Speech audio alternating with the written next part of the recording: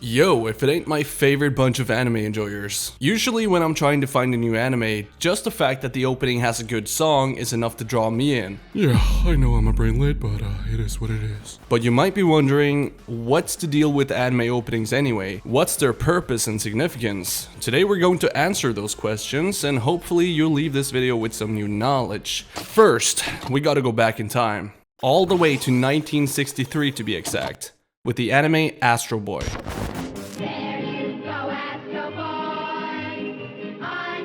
Yep, that's right. Astroboy was the first anime to have an official opening. Anime openings at this stage were more of an appetizer for what to expect in the anime, but they were first and foremost made to be memorable and catchy so that people would tune back in. And soon after, other studios took note and made their own openings. This would result in all of the memorable openings throughout the 70s and 80s like Doraemon, Fist of the North Star, Mobile Suit Gundam, Dragon Ball, and many others. But soon, with the arrival of the internet, anime culture would forever change and would soon reach a global audience. And you don't seem to understand. You see, before the internet, people in the West could only see anime whenever it aired on cartoon channels on TV, and they kept the discussion about it contained in their friend groups. And frankly, if you talked about anime in the West openly during the 90s, you would get beaten the fuck up. And that's not a fucking joke either. Anime was heavily stigmatized during the 90s and early 2000s in the West. But it seems that the new generation is more kind and open to each other about their interests thanks to the popularity of anime right now. So back in the 90s, people of course then flocked to chat rooms and forums to discuss their favorite anime with other like-minded people. But this is where anime really started to take off in the West. Instead of word of mouth, you got word of email and... wait, a friend request? Hello, I couldn't help but notice how beautiful you are. I love anime. So what do you say? Wanna meet up outside KFC at 3 AM? Just you and me?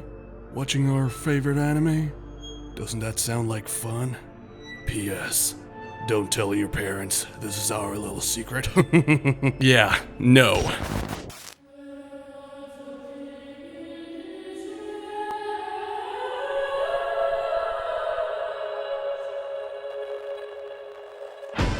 With the explosion of popularity all over the world, anime studios also took note, and they quickly found out that people love to buy anime merchandise, and people love music.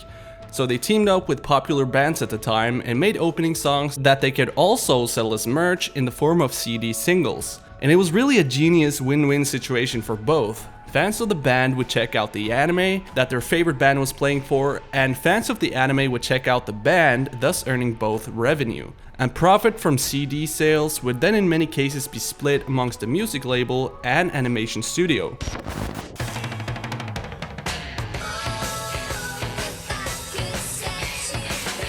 I was recently in an anime merch store in Hongdae, South Korea, and they had an entire wall dedicated to selling CDs and soundtracks from different anime. Even though CDs aren't that popular anymore, people still buy them to collect merchandise from their favorite shows.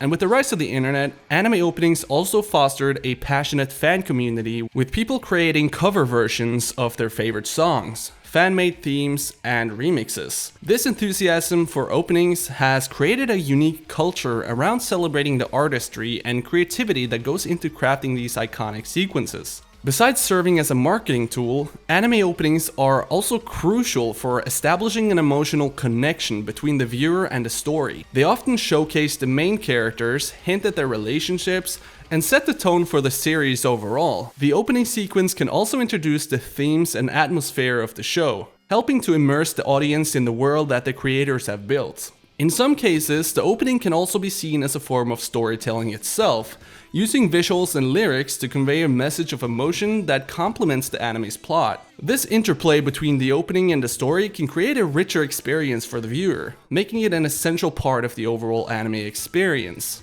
But let's not forget the most important part of the anime openings, and that is the amazing creativity that is required to make one. Over the years, the format and style of anime openings have evolved to match the changing tastes of viewers and advancements in animation technology.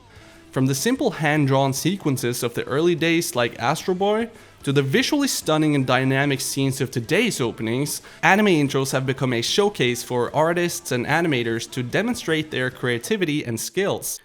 During an anime opening, the animators put their heart and soul into making it as good as possible. This is the first thing that a potential viewer sees, and as you know, first impressions are super important. Animators pretty much stretch out their skill set as much as possible to display to the audience what they are capable of doing.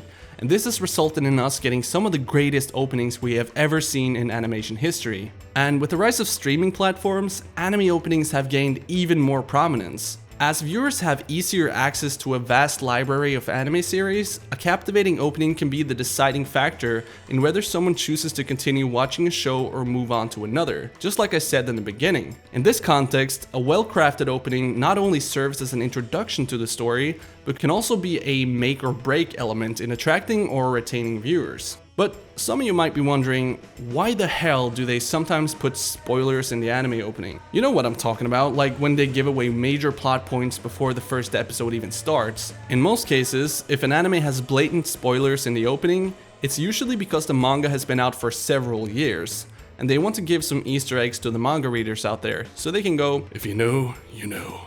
In other cases, it can be that the spoilers are intended to get you hyped up for what's to come. But let's be real here, the real big brain move is when studios sneak in a spoiler that you don't even notice until it actually happens in the anime. That's when you're like, How could I not notice? Speaking of manga readers, some fans have also taken it into their own hands when their favorite manga doesn't have an anime. People have literally made entire animated openings by themselves, purely because they wanted to. That's a f***ing Chad move if you ask me. A couple years ago, I saw somebody that had made an entire opening for Stone Ocean all by themselves, all the way back in 2006, and it was like really good, looked fucking professional. I'm gonna link it in the description so you can see it for yourself. Now, what do you think is the most recognizable anime opening of all time? If I could pick one, I would say